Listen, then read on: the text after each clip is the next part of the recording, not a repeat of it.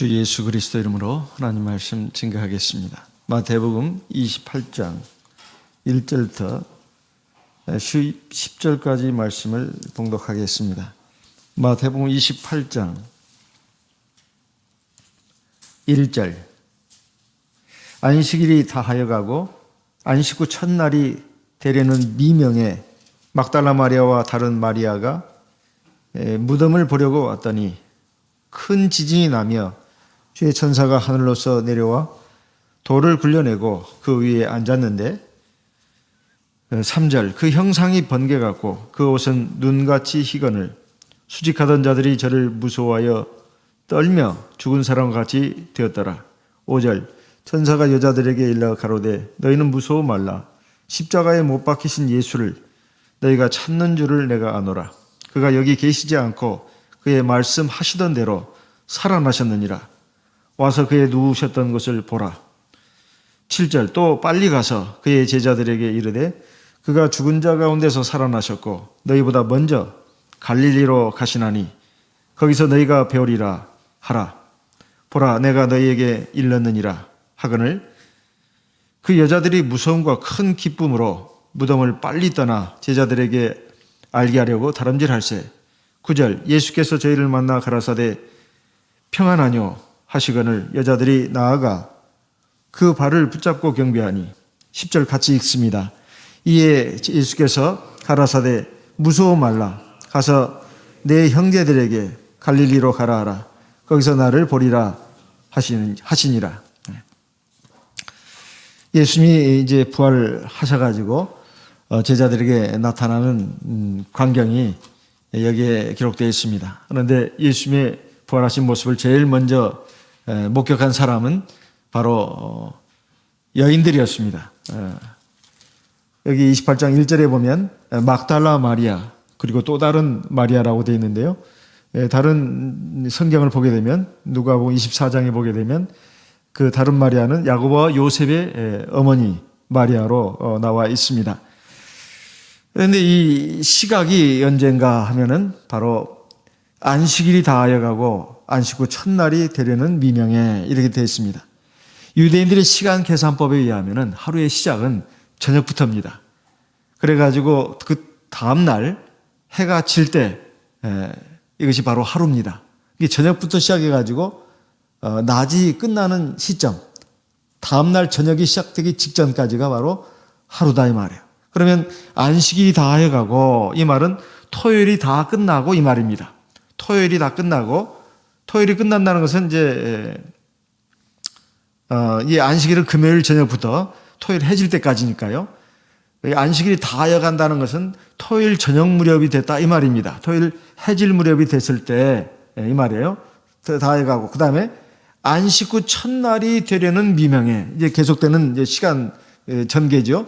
안식 후 첫날 그러면 언제가 되겠습니까? 바로 토요일 저녁부터입니다. 토요일 해가 떨어지고 나서부터 저녁부터 그 다음에 이제 일요일 날 해 떨어질 때까지가 바로 첫날입니다. 그런데 여기 보면 안식 후 첫날이 되려는 미명에 이러면 이제 토요일 저녁부터 시작해가지고 저녁이 시작돼가지고 다음날 아침에 이게 일요일입니다. 일요일 아침에 해가 뜨기 직전에 그 새벽이 아니겠어요? 새벽. 이 미명의 그 말은 아직 밝지 않을 때 그 말이에요. 한자어입니다. 한자. 아직 밝음이 오기 전에 미명에 이것을 누가복음 24장 1절에 보면 안식 후 첫날 새벽에 이렇게 되어 있습니다. 안식 후 첫날 새벽에 이렇게 되어 있어요. 그리고 요한복음 20장 1절에 보게 되면 요한복음 20장 1절에 안식 후 첫날 이른 아침 아직 어두울 때 종합해 보면 일요일 날 아직 해가 뜨기 전입니다. 즉 어두운 때예요. 이때 어떻게 했다고요? 예수님이 부활했다? 그 말이 아닙니다. 예수님이 부활했다는 것이 아니고 그때 그러니까 일요일 새벽 아직 동이 트기 전에 해가 뜨기 전에 아주 캄캄할 때 그때가 아마 새벽 4시인지 5시인지 6시인지는 모르지만 아직 어두울 때입니다. 3시, 4시, 5시 어쨌든 이것도 새벽으로 보잖아요. 그 어두울 때 여인들이 갔다 그 말이에요. 막달라 마리아와 또 다른 마리아가 갔다는 것입니다. 근데 가서 보니까 예수님이 부활을 했어요. 이미 부활을 한 겁니다. 그러니까 예수님이 언제 부활했는지는 사실상 그 성경만 가지고는 알 수가 없습니다. 이 자체만 가지고는. 그러니까 마태, 마가, 누가, 요한복음 보면 똑같이 다 마가복음 16장입니다. 그다음 누가복음 24장이에요. 요한복음 20장입니다. 이 안식 후 첫날 새벽 아직 동이 트오기 전에 여인들이 갔다는 것만 기록되어 있지 예수님이 그때 부활했다고 말하지 않아요. 예수님이 과연 일요일날 새벽에 부활했는지 이건 확증할 수 없는 겁니다. 우리 교회에서는 특히 우리 한국 참예수교회에서는 토요일 해질 무렵에 부활하셨다고 보고 있습니다. 우리 이제 한국 참예수교 입장에서는요. 왜냐하면 예수님이 수요일날 해질 무렵에 수요일날 오후 해질 무렵 전에 돌아가신 걸로 봅니다. 요나가 물고기 뱃속에서 3일 낮 3일 밤 동안 있었던 것 같이 인자도 그러하리라. 3일 낮 3일 밤 이렇게 지나고 나서 부활한다는 거죠. 그렇게 계산을 해보니까 토요일 해질 무렵이 된다 이 말이에요. 근데 여기에 대해서 아직 이것이 우리 한국 참예수교는 그렇게 지금 이렇게 결론을 갖고 있는데 대만 참예수교라든가 연총에서는 아직 이것을 받아들이지 않고 있습니다. 이걸 받아들이지 않고 있어요. 그분들의 입장은 이겁니다. 예수님이 일요일날 새벽에 부활할 수도 있다고 보는 거예요. 그분들의 입장은. 그분들의 시간 계산법은 금요일날 예수님이 돌아가신 걸로 봅니다. 일반교도 그렇게 보고 있어요. 일반교도. 금요일날 오후에 예수님이 돌아가신 거예요. 오후에. 그래가지고 일요일날 새벽에 부활하신 겁니다. 그게 참 이상합니다. 금요일날 해질 무렵부터 해가지고 일요일날 새벽이라고 하면은 만 3일이 참 안 됩니다. 우리 시간 계산법으로는. 금요일부터 시작해가지고 토요일 해질 때까지면 벌써 만으로는 하루잖아요. 그리고 일요일날 새벽이라면 하루 반밖에 안 됩니다. 근데 어떻게 3일 만에 부활했다고 할 수 있느냐. 이거에 대해서 이제 학자들의 견해가 나뉘는데 아마 우리 대만 총회라든가 연총 이런 데서는 아직까지는 그게 일리가 좀 있다고 보는 것 같아요. 그러니까 유대인들은 두 가지 시간법을 쓴다는 것입니다. 해가 질 때부터 다음날 해가 질 때까지 이를 하루로 계산하기도 하지만 그저 아직 낮에 뭔 일이 벌어졌다 이 말이에요. 그럼 그것도 하루로 친다는 겁니다. 그래서 금요일, 토요일, 일요일 3일이 된다는 거예요. 그것이 꼭 24시간일 필요가 없다는 거예요. 그러니까 유대인의 어떤 그 문화라든가 그다음에 그 히브리어에 이제 능통해 가지고 그 성경을 연구한 또 일반 학자들이 있는 모양인데 그들의 견해에 의하면 유대인 학자들하고도 이제 그 얘기도 해보고 그랬는데 그들의 견해에 의하면은 어쨌든 금요일 날 오후에 예수님이 십자가에서 돌아가셨다 하더라도 그것도 하루로 본다는 것입니다. 아직 만 하루가 안 됐다 하더라도. 그 다음에 토요일, 일요일, 그것도 제3일에 살아난다. 이렇게 성경에는 또 사흘 만에 살아난다는 표현도 있지만 또 제3일에 살아난다는 표현이 성경에 또 나온다는 것입니다. 그래서 일요일 날 새벽에 부활하셨을 수도 있다. 이렇게 보는 겁니다. 그 새벽이라는 것이 일요일 날 0시부터 시작해서 새벽 1시, 2시, 3시 그 사이에 부활하셨을 수도 있다 그 말이에요. 그리고 어쨌든 막달라 마리아와 또 다른 마리아가 오기 전에 부활하신 건 분명합니다. 누가복음 24장을 보겠습니다. 누가복음 24장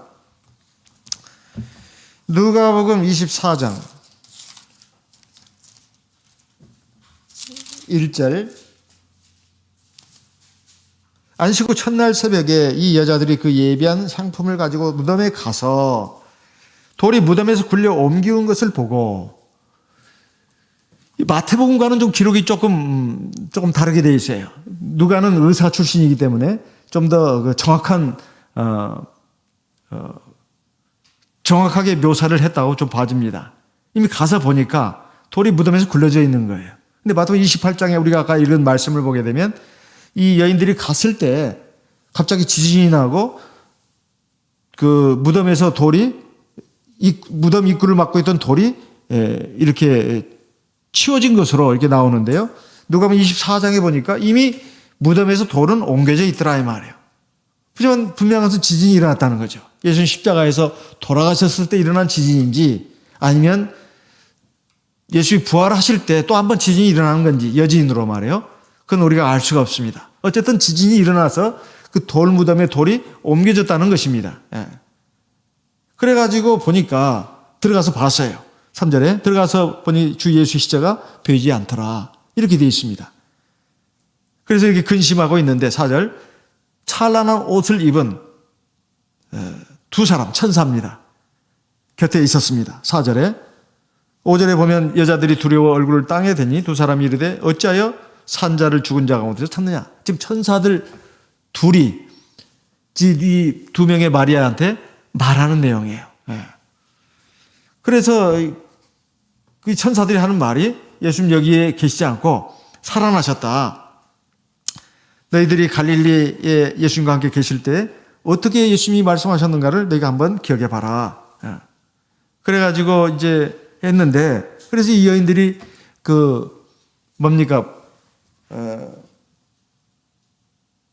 무덤에서 이제 돌아가가지고 11사도에게 그걸 알렸다 이런 내용이 나옵니다.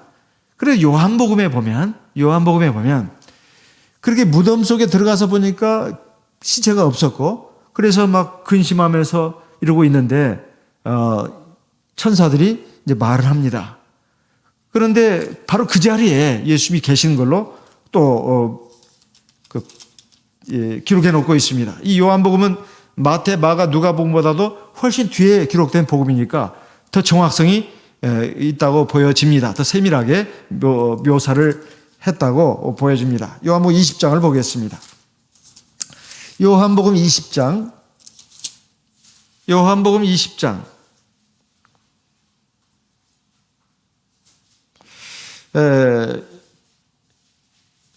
11절 마리아는 무덤 밖에 서서 울고 있더니 울면서 굽으려 무덤 속을 들여다보니 흰옷 입은 두 천사가 예수의 시체 누웠던 곳에 하나는 머리편에 하나는 발편에 앉았더라. 13절 천사들이 가로되 이제 천사들의 말이 나오죠. 예수님은 여기에 지금 계시지 않다. 그랬는데 말이에요. 14절 이 말을 하고 뒤로 돌이켜 예수의 서신 것을 보나 예수신 줄을 알지 못하더라. 그 자리에 예수님이 계셨다는 거예요. 그래서 15절에 보면 예수께서 가라사대 여자여 어찌하여 울며 누구를 찾느냐 하시니 마리아는 그가 동산직인 줄로 알고 가로되 주여 당신이 옮겨갔거든 어디 두었는지 내게 이르소서 그리하면 내가 가서 가져가리이다. 16절 예수께서 마리아야 하시거늘 마리아가 돌이켜 히브리 말로 라보니 하니 이는 선생님이라. 그래가지고 예수님이 이제 자기의 모습을 보여주고 처음엔 못 알아봤습니다. 그런데 예수님이 마리아야 그러면서 이제 그 마리아와 대화를 하면서 자신이 바로 부활하신 예수님인 것을 드러내셨습니다.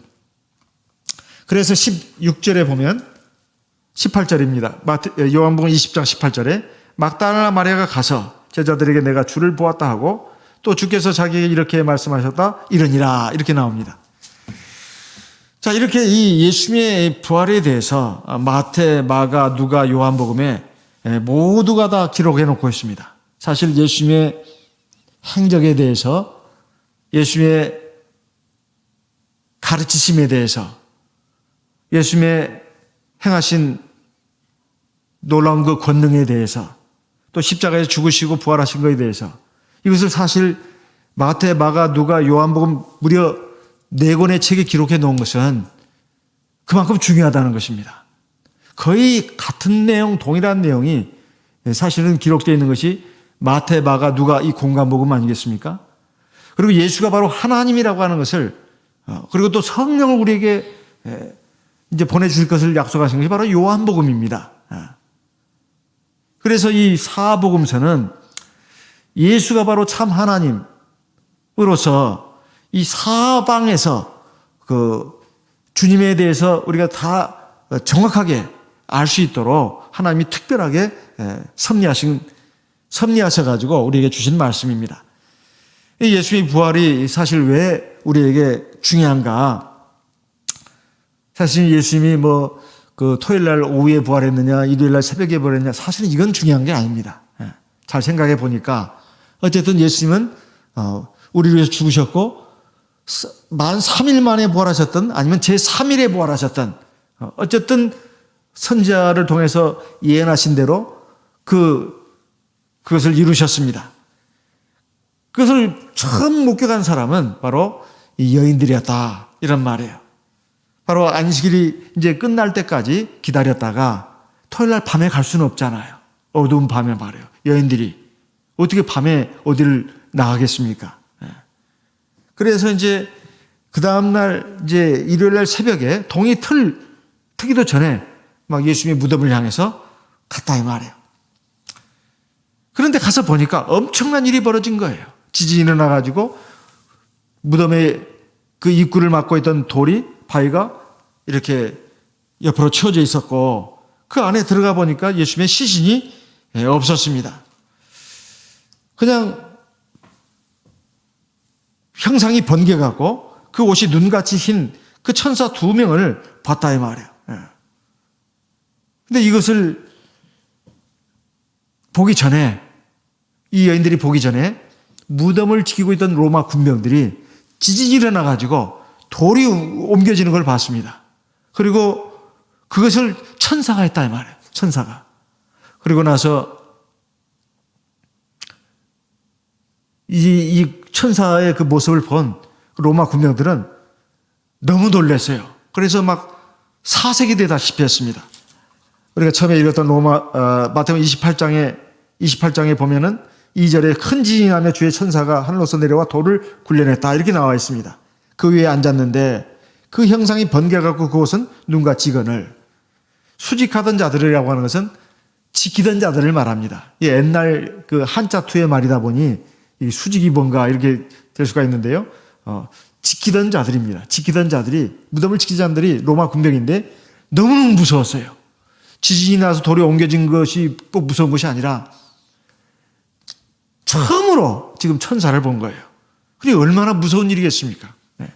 죽은 사람같이 되었더라. 계시록 1장에 보면 사도 요한이 주님을 봅니다. 그 아주 너무나 위험에 차고 영광스러운 모습으로 자기 앞에 나타난 예수님을 봤을 때 그냥 죽은 자처럼 돼가지고 벌벌 떨면서 땅에 엎드렸다는 말이 나옵니다. 그만큼 아주 영광스러운 모습이었다는 거죠. 그리고 전혀 생각지도 못한 그 엄청난 일을 보니까 이들이 이렇게 될 수밖에 없었다는 거예요. 근데 문제는 그 죽은 사람처럼 그냥 땅바닥에 엎드려진 이 로마 군병들 뿐만 아니라 막달라 마리아와 또 다른 마리아도 너무너무 무서웠다는 거예요. 이 광경을 보니까. 그런데 이 천사가 말합니다. 천사가 여자들에게 일러 가로되 너희는 무서워하지 마라. 지금 이 어마어마한 광경 앞에 여인들이 정말로 두려웠어요. 두려웠습니다. 이 천사들이 첫 번째 준 메시지가 뭐냐면 너희들 무서워하지 마라. 왜 무서워하지 말라는 거예요? 이 어마어마한 광경은 다른 게 아니라는 것입니다. 5절에 보니까 십자가에 못 박힌 신 예수를 너희가 찾는 줄을 내가 아노라. 그러니까 지금 이 광경에 너희들이 굉장히 무서워하고 있는데 예수님, 너희들이 십자가에 못 박힌 그 예수님을 너희가 지금 찾으려고 온 거 아니냐. 무서워하지 마라. 우리가 살아가면서 사실 걱정, 근심이 많습니다. 코로나 때문에도 참 더 두려움이 있고 또 이번에 보니까 변종 바이러스는 엄청나게 또 그 전파력이 강해가지고 또 많은 사람들이 죽고 고통을 당하고 이런 모습을 보면서 많은 사람들이 긴장하고 무서워하고 있습니다. 그뿐이겠습니까? 살아가면서 우리가 겪는 삶의 고통이나 어려움이라고 하는 것은 우리가 정말 무서워하고 두려워하고 걱정, 근심해야 될 일이 한두 가지가 아닙니다. 근데 우리가 생각해야 될 것은 정말로 하나님이 계시고 하나님이 사람의 생사복을 주관하신다. 특별히 하나님이 자기 피로 사시고 자기 자기 영을 갖다가 우리 몸과 마음에 불어넣어 주셔가지고 인을 쳐서 자기 백성, 자기 자녀로 삼으신 그 하나님이 바로 우리의 아버지가 되시고 우리의 인도자가 되시는데 우리 보호자가 되시는데 뭘 무서워할 것이냐 이 말이에요. 살아가면서 우리가 여러 가지 일로 고민되고 걱정되고 두려워하고 참 막막해하고 이런 경우가 많이 있는데 사실 그 지금 여인들이 지금 뭐 그 일어난 그 현상에 대해서 무서워하고 두려워하는 거 이상으로 살아가면서 우리가 겪는 두려움이라든가 걱정, 무서움, 이게 한두 가지가 아닙니다. 요한복음 14장 1절 말씀을 보겠습니다. 요한복음 14장 1절. 요한복음 14장 1절 말씀. 너희는 마음에 근심하지 말라. 하나님을 믿으니 또 나를 믿으라. 3절. 가서 너희를 위하여 처소를 예비하면 내가 다시 와서 너희를 내게로 영접하여 나 있는 곳에 너희도 있게 하리라. 마음에 근심하지 마라. 예수님이 지금 떠나간다고 하니까 내가 우리들은 어떻게 이 어렵고 힘든 세상을 외롭게 어떻게 살 것입니까? 정말 세상은 사는 것이 너무나 힘듭니다. 이 제자들이 지금 그 권능과 사랑으로 자기들을 붙들어주고 보살펴주고 인도해준 이것이 이제 곧 끝난다 이 말이에요. 이게 마음에 걱정이 될 수밖에 없어요. 어떻게 사냐 이 말이에요. 그때 주님이 하신 말씀입니다. 마음에 근심하지 마라. 하나님을 믿으니 또 나를 믿어라. 내가 너희들을 위해서 처소를 예배하러 간다. 예배를 다 하고 나면 내가 너희들을 데리러 오겠다. 그러면 그때까지 너희들이 뭐 죽거나 망하거나 그러겠느냐? 그러지 않다는 거예요. 14장에 계속 읽어나가다 보면 보혜사 성령을 너희에게 보내주겠다. 이렇게 말씀하고 있습니다. 16절에 보면 내가 아버지께 구하겠으니 그가 또 다른 보혜사를 너희에게 주사 영원토록 너희와 함께 있게 하실 것이다. 그러면서 내가 너희를 고와 같이 버려두지 않고 18절에 너희에게로 올 것이다. 이것은 주님이 제자들에게 하신 말씀인데요. 오늘 우리에게도 이루어진 말씀입니다. 두 번째는 천사들이 또 한 말이 있습니다. 이것은 뭐냐 하면은 바로 6절에 마태복음 28장 6절입니다. 그가 여기 계시지 않고 그의 말씀하시던 대로 살아나셨느니라. 와서 그의 누우셨던 것을 보라. 사실 예수님이 세상에서 하나님의 구원 사역을 하실 때 그 말씀에 권능이 있었습니다. 권세가 있었어요. 귀신이 쫓겨나가고 죽은 자가 살아나고 어떤 병자라도 고침을 받았습니다. 그 말씀에 권세가 있는 거예요. 능력이 있는 겁니다. 너희 믿음대로더라. 그리고 내가 원하노니 네가 고침을 받아라. 그분이 살아 계실 때 하신 말씀들은 다 권세가 있었어요. 능력이 있었습니다. 그런데 그분이 정작 자기 자신에 대해서 말한 것이 내가 죄인의 손에 팔려가지고 죽음을 당하겠지만은 3일에 제3일에 살아날 것이다. 또는 사흘 만에 살아날 것이다. 이렇게 말씀하셨습니다. 근데 이것은 사실상 참 믿기가 참 어려운 말씀이에요. 왜 믿기가 어려운 말씀입니까? 그 믿기가 어려운 말씀이라는 것이 전도서 9장 4절에 보면 산 자에게 소망이 있다. 이런 말씀이 있어요. 전도서 9장 4절에. 그러면서 산 개가 죽은 사자보다 낫다는 거예요. 우리가 살아있는 그 값어치. 그리고 그 사람에게 어떤 지혜도 있고 능력도 있고 권세도 있다고 했을 때 그것도 살아있을 때의 얘기지. 죽고 나면 무슨 의미가 있습니까? 그래서 우리 사람이 살아있다고 하는 것이 참 값어치가 있다. 또 기회가 주어지는 거 아니겠어요? 그런 의미에서 산 개가 죽은 사자보다 낫다. 전도서 9장 4절의 말씀입니다.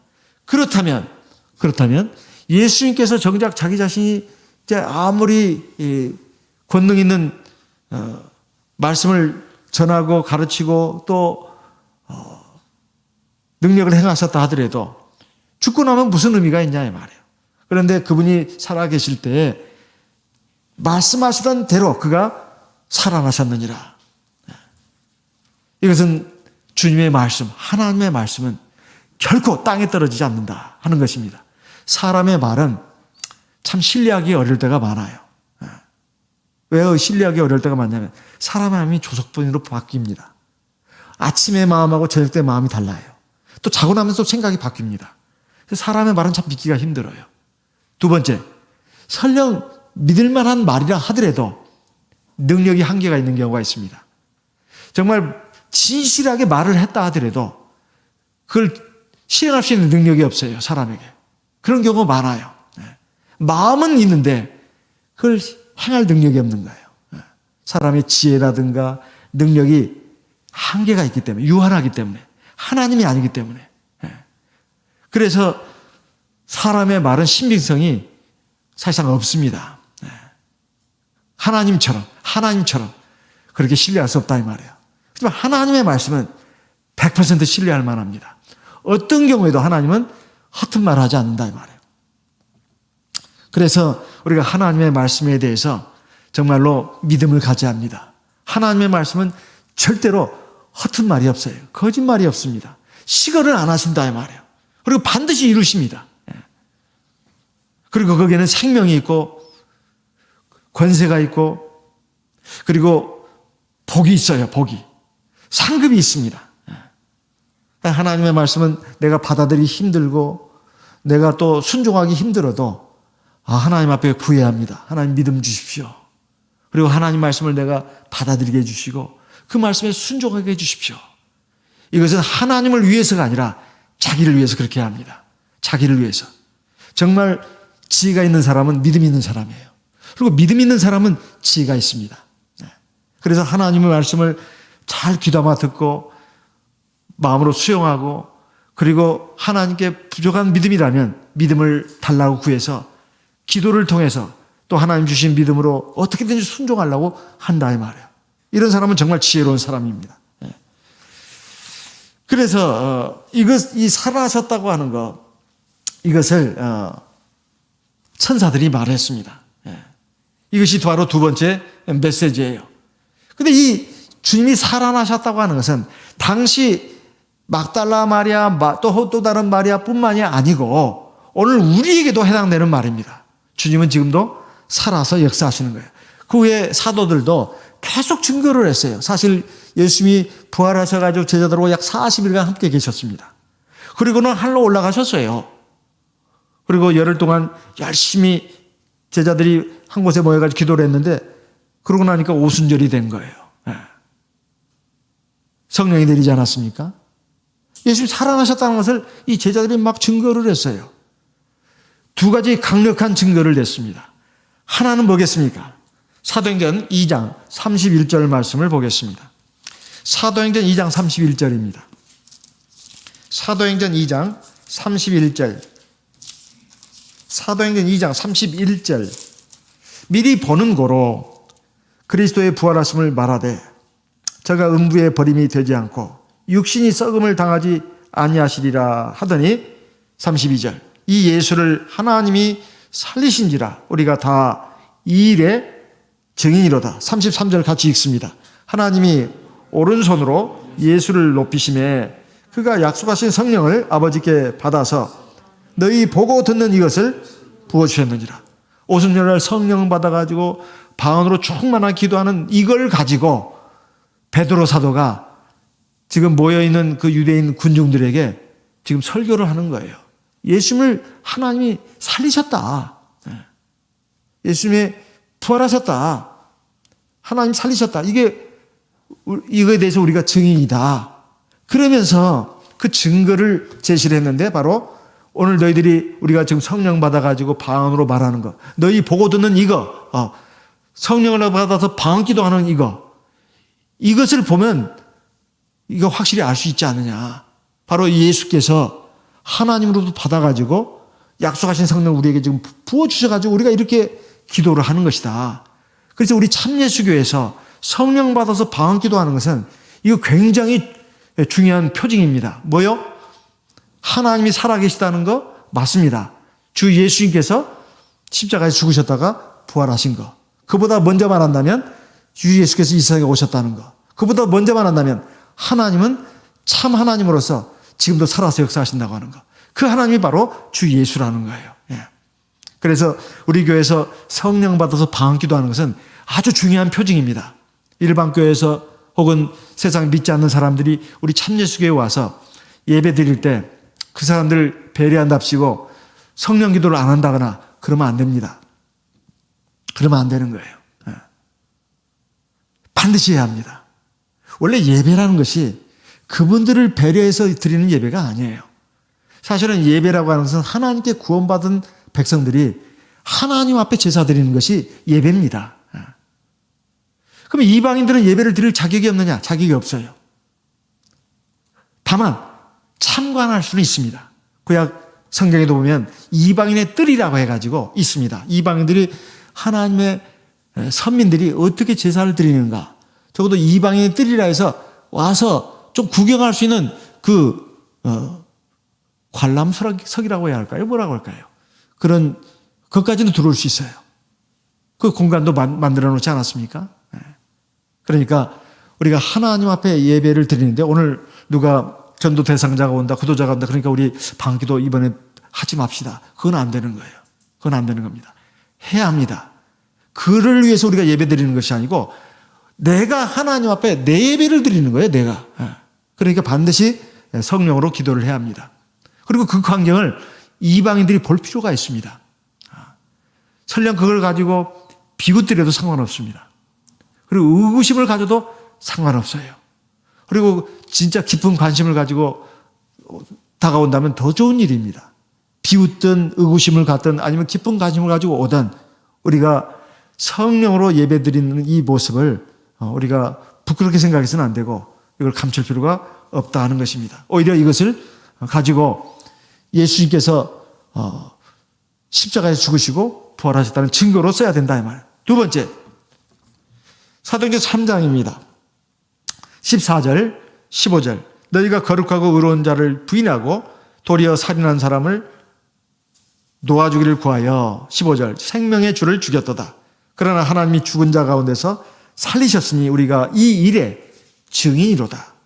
또 증인이라고 그러네요. 하나님이 이 예수님을 살리셨다. 부활시키셨다. 우리가 이것에 대해 증인이다. 뭘 가지고 그랬을까요? 바로 16절을 또 그 증거를 대고 있습니다. 그 이름을 믿음으로 그 이름이 너희 보고 아는 이 사람을 성하게 하였나니 예수로 말미암아 난 믿음이 너희 모든 사람 앞에서 이같이 완전히 나게 하였느니라. 바로 성전 미문에 앉아가지고 안전뱅이가 돼서 그 거린으로서 이렇게 구걸을 하던 이 사람을 베드로와 요한이 성전에 기도하러 갈 때 만나가지고 예수 이름으로 일어나 걸으라고 하지 않았습니까? 그 말과 함께 이 사람이 즉시 일어나가지고 걷고 뛰고 그래서 하나님께 영광을 돌리지 않았습니까? 많은 사람들이 그런 같이 몰려들었을 때 베드로가 이 일에 대해서 증거하기를 바로 생명의 주 예수님을 너희가 죽였지만은 하나님이 다시 살리셨다. 그 증거가 바로 이 병자가 온전한 몸을 회복해가지고 이렇게 일어나서 걷고 뛴 것이다. 예수님의 부활에 대한 증거로서 증거를 했습니다. 이것은 하나님의 기사적을 말하는 것입니다. 우리 교회에 성령과 진리가 있다고 말합니다. 우리 참예수교회에. 근데 이것을 증거하는 방법이 뭐겠습니까? 첫째는 성령으로 기도하는 것, 방언 기도하는 것. 두 번째, 하나님의 기사이죠. 이런 것들이 바로 주 예수가 바로 참 하나님이라는 것, 십자가에 죽으시고 부활하셔가지고 지금 우리와 함께 하신다는 것을 증거하는 유력한 증거입니다. 이걸 증거하면 된다 이 말이에요. 주님은 살아나셨다는 거예요. 그리고 지금도 우리와 함께 하신다는 것입니다. 그리고 세 번째는 뭐겠습니까? 바로 전해라는 거예요.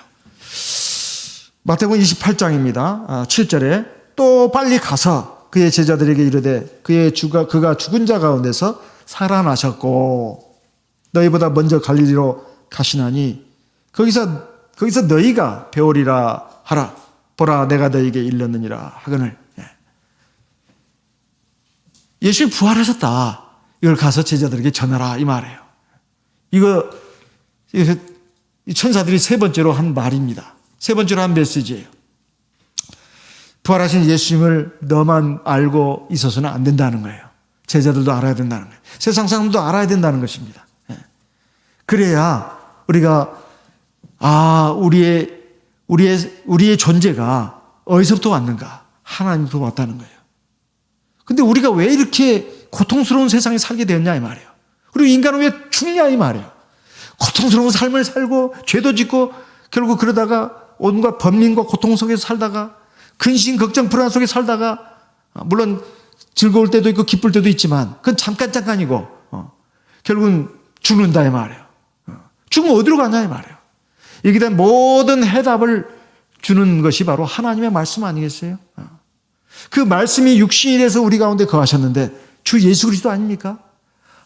하나님 품속에 계신 독생하신 하나님이 우리에게 나타나셨잖아요. 은혜와 진리가 충만하신 분 아닙니까?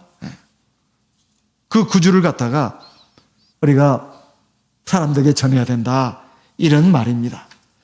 사실 전하는 것은 그 전함을 받는 사람에게만 필요한 게 아닙니다. 사실 전하는 나도 유익이 있어요. 내가 전하고 가르치면서 나에게 유익이 있습니다. 내 믿음이 더 확고하게 서요. 그리고 내가 어떻게 이 세상을 살아야 할 것인가. 내가 세상에 믿음 없는 사람처럼 저 영원한 나라에 소망이 없는 사람들처럼 육신의 정욕에 이끌려가지고 또 세상에 썩어질 것들만을 붙잡으려고 그렇게 아둥바둥하면서 그리고 헛된 영광을 쫓아가지고 남과 막 그 시기 질투하고 싸우면서 그렇게 살아야 할 것인가. 이거에 대해서 인생관이 바로 잡히게 되는 거예요. 그러면 안 된다. 이것을 깨닫게 되는 그런 것입니다. 그래서 우리 믿음의 조상 아브라함에게 사실 있었던 가장 중요한 그 핵심 중에 하나가 뭐냐면 바로 부활신앙입니다. 히브리서 11장 17절 말씀을 보겠습니다. 히브리서 11장입니다. 히브리서 11장 17절. 히브리서 11장 17절. 히브리서 11장 17절. 아브라함은 시험을 받을 때에 믿음으로 이삭을 드렸으니 저는 약속을 받은 자로되 그 독생자를 드렸느니라. 저에게 이미 말씀하시기를 네 자손이라 칭할 자는 이삭으로 말미암으리라 하셨으니 19절 같이 읽습니다.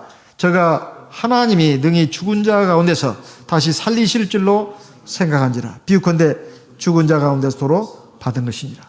아브라함의 믿음의 참 중요한 그 핵심은 없는 데서 있는 것을 만들어내신 하나님. 100세가 될 때까지 얼마나 참 그 마음도 근심이 되고 걱정이 되고 그랬겠습니까? 자기 몸 늙어가고 아내도 늙어가고 아무 희망이 없잖아요. 근데 하나님을 향한 그 믿음을 굳게 잡았습니다. 물론 중간중간 몇 번 실수도 있었어요. 믿음이 약해질 때도 있었습니다. 하나님은 전체를 보시는 거예요. 그가 하나님의 약속을 믿어 의심치 않았다고 로마서 4장에 보면 그렇게 되어 있습니다. 하나님은 그런 하나님이에요. 사실 중간중간 실수도 있고 잘못도 있었지만은 그 전체적인 것을 보시는 거예요. 그런데 그 핵심은 뭐냐? 그렇게 주신 아들을 갖다 말입니다. 어느 날 하나님이 그걸 모리아산에 가서 번제로 바치라는 거예요. 이것은 아브라함의 일생에 그보다 더 큰 시험은 없어요. 사실 100세가 될 때까지 중간중간 어려움도 있었고 좀 곁길로 가기도 잠깐 했었고 돌이키긴 했지만 그런 것에 비하면 아직 모리아산의 시험에 비하면 그런 것은 시험도 아닙니다. 사실 이것은 어마어마한 시험이에요. 자기가 가장 사랑하는 독자 이삭, 그것을 하나님이 지시하는 산, 그것도 3일 동안 걸어가 가지고 바치라는 거예요. 자기 손으로 죽이고 각을 뜨고 그리고 장작대에 올려놓고 활활 태우라는 것입니다. 이게 바로 믿음입니다. 하나님은 반드시 네 씨를 통해서 네 자손들이 하늘의 무별처럼 바닷가의 모래알처럼 많게 해주셨다고 했습니다. 창세기 22장에 있는 말씀이에요. 그런데 이 아들을 바치라니 이게 말이 되냐 이 말이에요. 아니 죽여가지고 번제로 바치면 완전히 잿더미가 되는 건데 그래도 아브라함 믿었어요. 하나님 부활시킨다는 거예요. 이게 보통 믿음이 아닙니다. 이건 진짜 믿음이에요. 오늘 우리에게 뭘 말씀하시겠습니까? 내가 가장 아끼는 거, 가장 소중하게 생각하는 거, 그거 하나님 앞에 내려놔라. 내려놔라. 그걸 죽여라. 장작대에 올려라. 태워라. 활활 태워라. 우리 할 수 있겠습니까? 정말 하나님을 믿는다면 할 수 있어야 합니다. 내가 가장 소중하게 생각하는 거, 그게 뭐가 됐든 간에 하나님이 내놓으라면 내놓을 수 있어야 돼요. 버리라면 버릴 수 있어야 합니다. 죽이라면 죽일 수 있어야 합니다. 하나님께 바치라면 바칠 수 있어야 돼요. 그러면 그것이 끝이 아닙니다. 하나님은 그 믿음을 보시는 거예요. 정말 하나님의 살아계심, 인도하심, 역사심을 믿는가? 그건 하나님에 대한 믿음, 하나님의 말씀에 대한 믿음, 그래서 순종을 하면 반드시 하나님은 우리를 손해보게 하지 않습니다. 우리에게 엄청난 생명과 유익과 복을 주시는 거예요. 실제로 그러지 않았습니까? 하나님이 다급하게 말렸습니다. 아브라함아, 네 손을 거둬라. 그래 보니까 수풀에 걸린 양이 있었잖아요. 그걸 바쳤습니다. 그리고 하나님이 어마어마한 복을 주셨어요. 창세기 20장에 보면 여호와 이레라고 하면서 하늘의 복과 땅의 복을 다 주셨습니다. 자손의 복, 그리고 물질의 복, 영적인 복 다 주셨다 이 말이에요. 근데 사람이 하나님에 대해서 믿는다 하면서 불완전한 자기의 믿음으로 나가는 경우가 굉장히 많아요. 약하니까. 믿음이 약하고 불완전하다 보니 하나님을 철석까지 못 믿어요. 부활이라고 하는 것은, 부활의 신앙이라고 하는 것은 이 세상에서 우리가 여러 가지 죄악의 유혹이 있다 하더라도 그걸 이겨낼 수 있어야 합니다. 고린도전서 15장입니다. 고린도전서 15장 16절. 고린도전서 15장 16절. 만일 죽은 자가 다시 사는 것이 없으면 그리스도도 다시 사신 것이 없었을 터이요. 17절 같이 읽습니다. 그리스도께서 다시 사신 것이 없으면 너희의 믿음도 헛되고 너희가 여전히 죄 가운데 있을 것이요. 그 다음에요. 30절 고린도전서 15장 30절입니다. 또 어찌하여 우리가 때마다 위험을 무릅쓰리요. 형제들아, 내가 그리스도 예수 우리 주 안에서 가진 바 너희에게 대한 나의 자랑을 두고 단언하노니 나는 날마다 죽노라. 32절 내가 범인처럼 에베소에서 맹수로 더불어 싸웠으면 내게 무슨 유익이 있느냐. 죽은 자가 다시 살지 못할 것이면 내일 죽을 터이니 먹고 마시자 하리라. 33절 속지 말라. 악한 동무들은 선한 행실을 더럽히나니. 우리가 세상에서 죄악의 유혹이 올 때 그걸 이겨낼 수 있는 게 뭡니까? 부활이 있다. 하나님의 심판이 있다. 여기다 믿음이 없으면 죄를 지면서 살아도 그렇게 크게 그 개념치 않습니다. 근데 부활이 있고 하나님의 심판이 있고 하나님의 영원한 나라가 있고 그 반대되는 나라가 있다는 걸 안다면 우리가 세상 사람처럼 그걸 동경하면서 그걸 휩쓸려서 가지 않는다 이 말이에요. 50 그리고 그뿐이겠습니까? 여러 가지 고통과 어려움이 있다 하더라도 세상 거기에 빠지지 않습니다. 빌립보서 3장 18절 같이 읽어보겠습니다. 빌립보서 3장 18절입니다. 빌립보서 3장 18절 내가 여러 번 너희에게 말하였거니와 이제도 눈물을 흘리며 말하노니 여러 사람들이 그리스도의 십자가의 원수로 행하느니라. 19절 같이 읽습니다. 저희의 마침은 멸망이요 저희의 신은 배요 그 영광은 저희의 부끄러움에 있고 땅의 일을 생각하는 자라. 20절 오직 우리의 시민권은 하늘에 있는지라 거기로서 구원하는 자 곧 주 예수 그리스도를 기다리노니. 우리가 만약 주 예수님의 그 부활을 믿지 않는다면 중간에 떨어져 나갈 수가 있습니다. 세상 사람처럼. 뱃속에 이익을 챙기는 것이 신이 되는 거예요. 하나님이 되는 거예요. 또 헛된 영광, 그것을 추구합니다. 또 땅의 일만을 생각해요.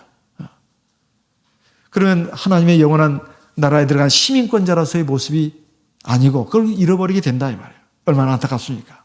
그리고 세상에 살면서 여러 가지 참 내가 하나님 믿는 백성인데 왜 나에게 이런 고통이 오나 이걸 이겨낼 수가 없어요. 히브리서 11장 35절 말씀을 보겠습니다.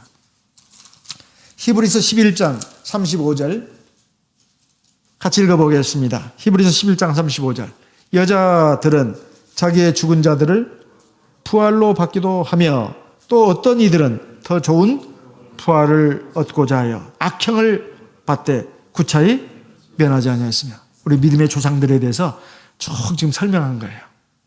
부활에 대한 신앙이 있기 때문에 때로 이해할 수 없는 어떤 고통을 당할 때, 수모를 당할 때 그걸 어떻게 이겨내겠습니까? 믿음이 없다면, 부활에 대한 믿음이 없다면 어떻게 그걸 이겨낼 수 있겠어요? 그런데 우리 믿음의 선진들은 그걸 이겨냈다 이 말이에요. 설령 억울한 죽음을 당한다 할지라도 하나님 말씀을 믿고 인내하면서 온유하고 겸손하게 의롭고 착한 길로, 신앙의 길로, 진리의 길로 갔다 이 말입니다. 저와 여러분도 마찬가지입니다.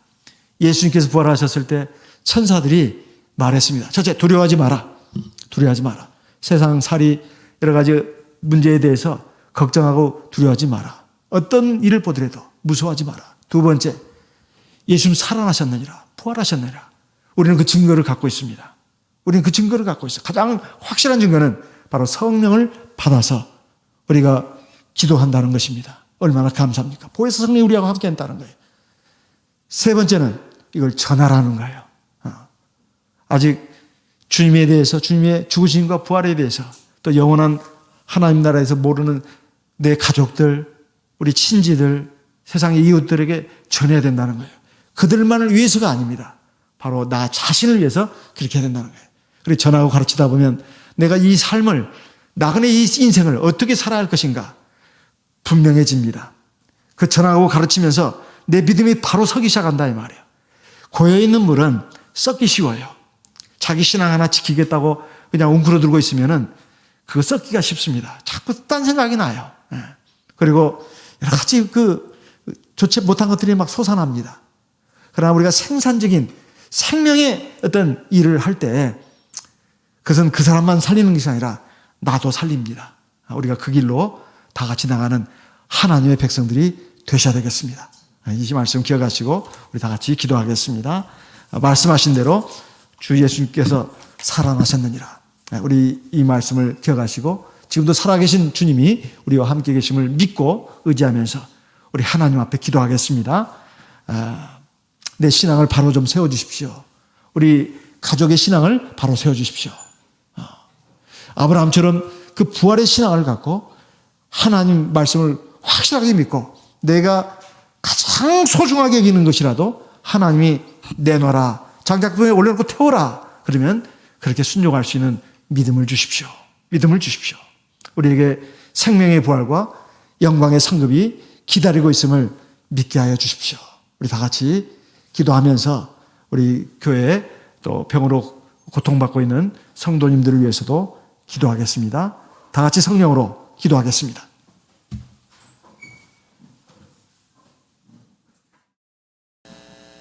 할렐루야.